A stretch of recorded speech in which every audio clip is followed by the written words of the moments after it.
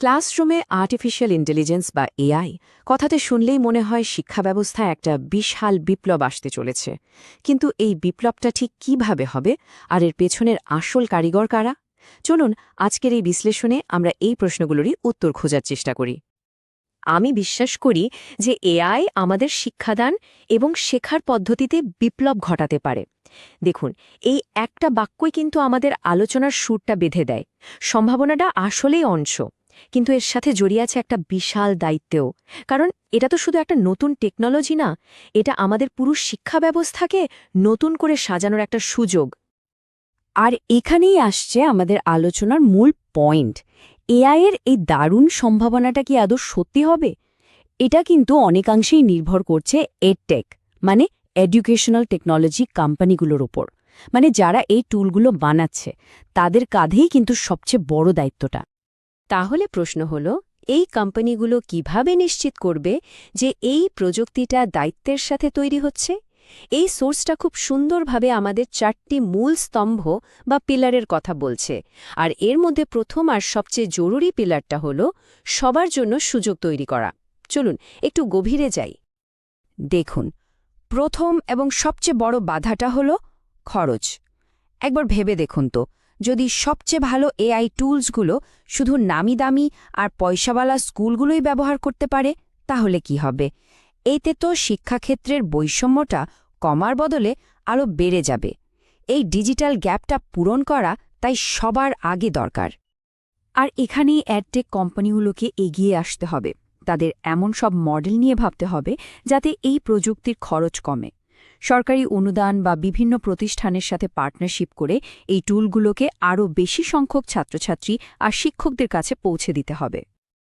আচ্ছা, এবার আসি দ্বিতীয় পিলারে। এটা প্রযুক্তির মানবিক দিকটার উপর জোর দেয়। আমাদের কিন্তু মনে রাখতে হবে, টেকনোলজি একটা মাধ্যম মাত্র।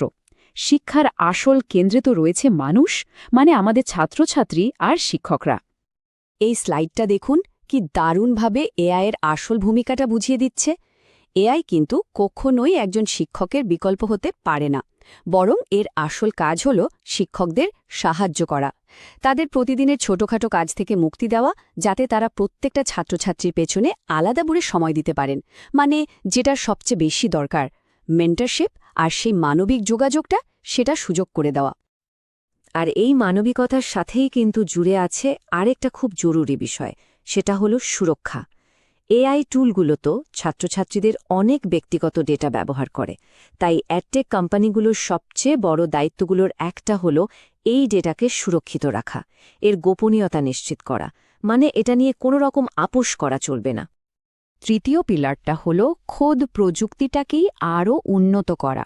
শিক্ষায় যদি সত্যি বিপ্লব আনতে হয়, তাহলে এখনকার টুলগুলোই কিন্তু যথেষ্ট না। এআইকে হতে হবে আরও স্মার্ট, আরও কার্যকর। সত্যি বলতে কি, এখনকার এআই টুলগুলোর কিন্তু কিছু সমস্যা আছে। যেমন ধরুন, এগুলো হয়তো অনেক তথ্য একবারে প্রসেস করতে পারে, কিন্তু মানুষের মতো সৃজনশীল বা নতুন কিছু চিন্তা করতে পারে না। আবার অনেক সময় একটা বিষয়ের পেছনের প্রেক্ষাপটটা বুঝতে পারে না, যেটা ভালো করে শেখার জন্য খুব জরুরি।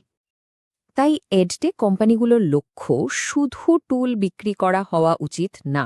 তাদের আসল কাজ হবে রিসার্চ করে এই সীমাবদ্ধতাগুলো দূর করা, এমন এআই তৈরি করা যা ছাত্রছাত্রীদের চিন্তাভাবনাকে আরও উস্কে দিতে পারে আর শেখার পদ্ধতিটাকে আরও মজবুত করতে পারে। আর সব শেষে আসছে চতুর্থ পিলার, নৈতিকতার রক্ষা কবচ। টেকনোলজি যতই শক্তিশালী হোক না কেন, তাকে সঠিক পথে চালানোর জন্য কিছু নিয়মকানুন তো লাগবেই, তাই না? নৈতিকতার ব্যাপারটা আসলে 3টে সহজ ধাপে ভাবা যায়। 1. স্বচ্ছতা, মানে এআই কিভাবে কাজ করছে সেটা পরিষ্কারভাবে জানাতে হবে। 2. ন্যায্যতা, যাতে এআই কোনো বিশেষ ছাত্রছাত্রী বা গোষ্ঠীর দিকে পক্ষপাত না করে। আর 3. দায়িত্বশীলতা, মানে প্রযুক্তির কোনো খারাপ প্রভাব পড়লে তার দায়ভার নেওয়া। আর এই স্লাইডটা খুব জরুরি একটা কথা মনে করিয়ে দিচ্ছে। এই নৈতিকতা কিন্তু শুধু মুখের কথা বা ভালো সাজার ব্যাপার নয়, এর সাথে আইন কানুন সরাসরি জড়িত।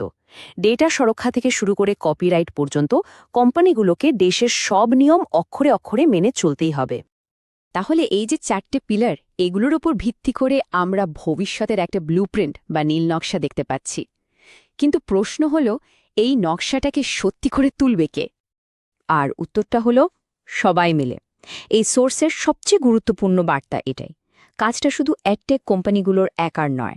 একটা ভালো আর নৈতিক এআই ভিত্তিক শিক্ষা ব্যবস্থা গড়তে হলে টেকনোলজিস্ট, শিক্ষক, শিক্ষাবিদ, এমনকি ছাত্রছাত্রীদেরও একসঙ্গে কাজ করতে হবে।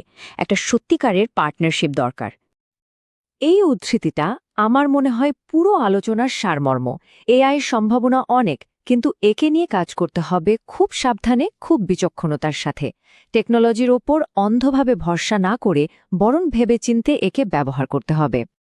সুতরাং পথটা কিন্তু আমাদের সামনে পরিষ্কার, একটা ব্লুপ্রিন্ট আমাদের হাতে আছে। এখন আসল প্রশ্নটা হলো, এই পথে আমরা সবাই মিলে কিভাবে হাঁটব, কিভাবে আমরা শিক্ষার জন্য একটা সুন্দর আর দায়িত্বশীল ভবিষ্যৎ তৈরি করব। এটা কিন্তু আমাদের সবাইকে ভাবতে হবে।